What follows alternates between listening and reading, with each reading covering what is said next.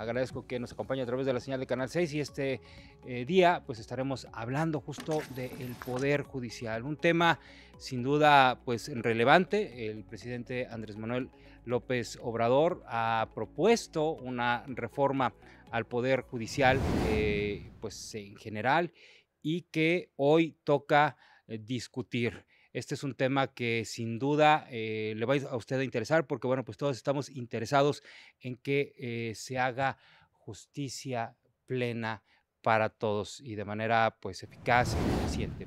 Y para hablar sobre este tema quiero agradecer a nuestros invitados que nos acompañan esta noche de domingo. Quiero agradecer al doctor Pablo González que nos acompañe. Gracias doctor por acompañarnos. A la orden. Está también la maestra Katia Morales Prado, vicepresidenta de la Barra Mexicana de Abogados, capítulo Guanajuato. Gracias por acompañarnos. Muchas gracias. Y el doctor Luis Felipe Guerrero, abogado, exrector de la Universidad de Guanajuato. Gracias. Muchas por estar gracias. con nosotros. Muchas gracias. Doctor. Y bueno, yo quisiera iniciar con una pregunta que creo que nos hacemos todos los mexicanos. ¿Realmente es necesaria una reforma al Poder Judicial? Doctor Pablo González. Sí. Necesaria, sí, creo que sí. Es más fácil que esto cambie, que esto evolucione, a que permanezca como está actualmente. Así es de que creo que sí es necesaria. Todas las reformas con el paso del tiempo se hacen necesarias y el Poder Judicial de la Federación no es la excepción. La pregunta más bien es qué clase de reforma es necesaria para poder verificar si la reforma en estudio pues debe de ser de buen recibo o debe ser considerada como de rechazo. Así es. ¿Necesaria? El derecho tiene la obligación de perseguir la realidad. Eso es algo absoluto.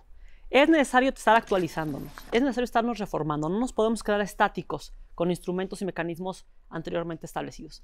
Ahora, ¿la reforma que se está planteando es conducente? Ahí es el tema.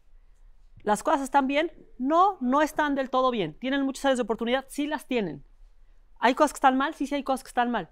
Pero no hay nada que esté tan mal que no pueda empeorarse con una mala reforma. Y yo siento que en este caso la reforma que se plantea es mala. Así es. Doctor. Creo que coincidimos. Y creo que incluso desde el propio Poder Judicial se coincide de que es necesaria una reforma.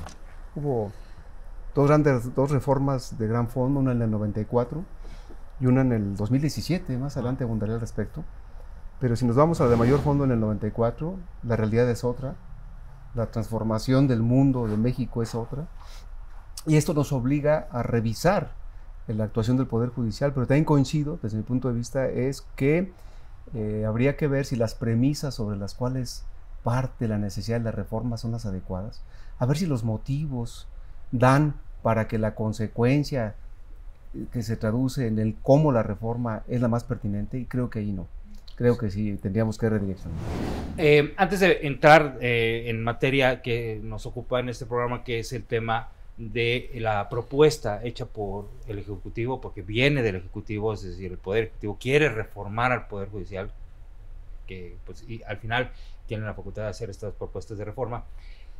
Desde su punto de vista, ¿qué es lo que realmente hoy requiere el Poder Judicial? ¿Qué requiere el Poder Judicial? Independientemente de lo que se está proponiendo.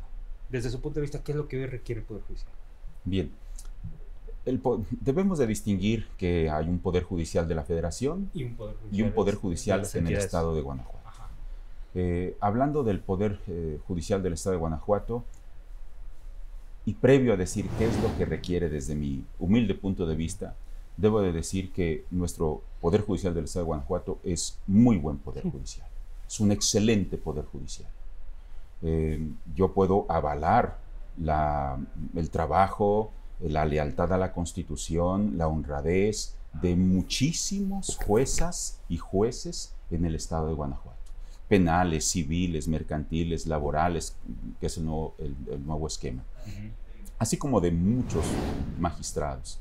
Y ahí, en cuanto a la elección de los magistrados, yo vería una de las áreas de oportunidad en el Estado de Guanajuato. Actualmente, la elección de los magistrados, que son actualmente 21, incluyendo el presidente, se compone o se nutre de dos vertientes fundamentales. Uno de ellos es magistrados de carrera judicial y otro son otros 10 magistrados propuestos por el Ejecutivo del Estado y aprobados por los diputados. Y yo creo que ahí es uno de los áreas de oportunidad muy importantes. Otra área de oportunidad a nivel federal, que yo la veo de manera, no que sea la primera, pero que es importante y se me viene a la mente, es la austeridad.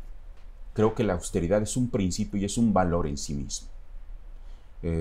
Creo que la austeridad debe de ser el reflejo también de un trabajo leal y honesto de cada uno de los integrantes de los poderes judiciales. Y creo que no podemos aprobar, no puede ser sino rechazable salarios o privilegios tan importantes, creo yo, obscenos, que pueden tener ministros y magistrados y jueces. Definitivamente, digo, y lo vemos el día de hoy, ¿no? Incluso hasta con las pensiones, ¿no? Que se otorgan a los ministros de la Suprema Corte, que sí es muy cuestionable cuando hablamos de un país que está, pues, con un rezago o con una brecha, ¿no? Entre las clases sociales muy abierta y con 50 millones de mexicanos en la pobreza, ¿no? Creo que ese es un buen tema que también valdría la pena aprobar.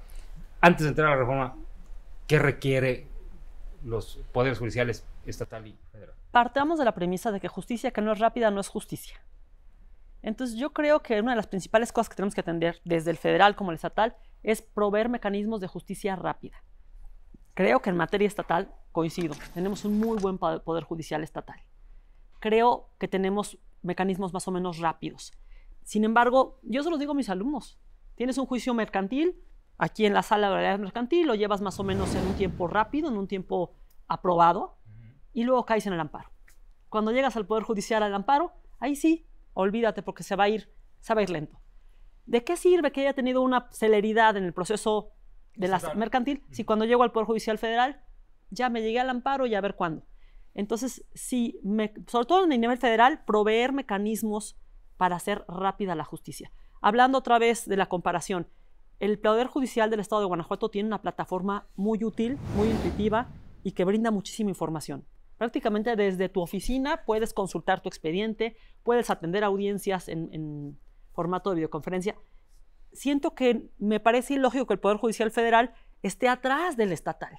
Debería, digo, no estoy hablando de copiar, pero debería de ver cómo está la página del Poder Judicial del Estado de Guanajuato y tratar de perfeccionar la suya. A mí me parece más complicada, más rudimentaria, más difícil de utilizar la página del Poder Judicial Federal que la estatal. No porque use más la estatal, sino porque realmente tiene menos recursos. Y hablando del tema de austeridad, creo que ahí lo que tendríamos que hacer es una redistribución del presupuesto. ¿Por qué? Porque en México se asigna menos presupuesto al Poder Judicial que lo que se asigna en promedio en los países de la OCDE. Asignamos mucho menos que en España, asignamos mucho menos que en Estados Unidos. ¿Qué es lo que pasa? Que lo estamos... Y lo peor es que todo se va a gasto corriente. Tendríamos que encontrar cómo aplicarlo de una manera más justa y que redituara en mayor propuesta para los usuarios. Y el tema, pues, de los mejores perfiles. Coincido, es muy importante tener jueces de carrera, gente que le entienda, que un puesto de juez o de magistrado no sea un pago de un servicio político, no sea una retribución o una compensación, una recompensa por haber quedado bien con X, Y o Z. Necesitamos gente que sepa, que entienda y que aplique la Constitución, que aplique los derechos humanos, gente con una capacidad y una capacitación, no gente afín a determinado grupo político. Queremos jueces en el Poder Judicial, no diputados. Más o menos. Coincido plenamente con una de las grandes fortalezas del Estado de Guanajuato, es el Poder Judicial. Habría que ver cómo sucede en el resto del país. A ver si en las otras entidades del Estado hay lo mismo. Y me da la impresión de que no. No, yo se lo digo. Yo he litigado en otros estados y no. Vengo de dos estados grandes, Nuevo León y Jalisco, y la verdad... No es así. No es entonces, debemos partir de la base entonces de que hay una situación importante en el país que requiere una reforma. Ahora, si nosotros vemos la exposición de motivos de esta reforma, permea una premisa de manera transversal en todo el discurso, que es: se requiere un poder judicial más cercano a la gente, se requiere democratizar el poder judicial, etcétera, etcétera. Bueno, habría que entender qué entendemos por democracia y cómo se materializa en el poder judicial. Y más bien habría que poner al centro cuál es la perspectiva de la ciudadanía. ¿Y cuál es la perspectiva de la ciudadanía? Una justicia pronta, expedita y una justicia profesionalizante. Eso es lo que requiere. ¿Y qué tanto la ciudadanía tenemos la base para decir prefiero a este juez que a este otro? ¿En verdad eso podrá suceder? No. ¿Eso en verdad queremos? ¿Eso en verdad es posible? Desde mi punto de vista, no. Exacto. Desde mi punto de vista, no. Hubo una reforma en el año 2017 al artículo 17 de la Constitución. Esto que luego se identificó como la justicia cotidiana, es decir, un esquema de justicia penal más sencillo, más accesible. Yo dije una tesis doctoral en el 2022, una extraordinaria tesis sobre acceso a la justicia, donde analiza varios datos la profesora y pone en evidencia cómo en el ámbito de los juicios de amparo, la gran mayoría de los asuntos, cómo se detiene por la falta de copias, por ejemplo. Y todo pareciera indicar que esos son los grandes temas. Entonces, esa es la verdadera democratización de la justicia. Una justicia más accesible que entre más al fondo de los asuntos y no la burocracia en el ámbito de la justicia. Creo que hacia allá debe de ir el gran sentido de la reforma. La ciudadanía no es, oiga, yo quiero ver quién me promete más como juez para votar por él. ¿Como prometer qué? O sea, ¿como qué? Prometen quienes plantean políticas públicas para ejecutar. Un juez no puede prometer. Se tiene que ceñir a la ley. Un juez lo que tiene que prometer es que va a resolver bien y que está formado para eso. Digo, tendría que prometer que va a hacer lo que le toca hacer por ley. ¿Cómo? No hay otra. No hay manera. No. Bueno, si me permite, vamos a la pausa porque ya podemos entrar en materia de... Yo abriría el siguiente bloque para que lo traigamos ahí en mente. Primero, ¿de dónde nace realmente esta reforma, ¿no? O esta propuesta de reforma? Porque no me parece que nazca de una necesidad a mí. Lo pondré sobre la mesa más al rato. Y analizaremos de entrada el tema de la elección, que es de los jueces y magistrados y ministros, que creo que es un tema que pues sería la gran novedad, ¿no? Dentro de esta propuesta de reforma. Si me permite, vamos a una pausa y regresamos.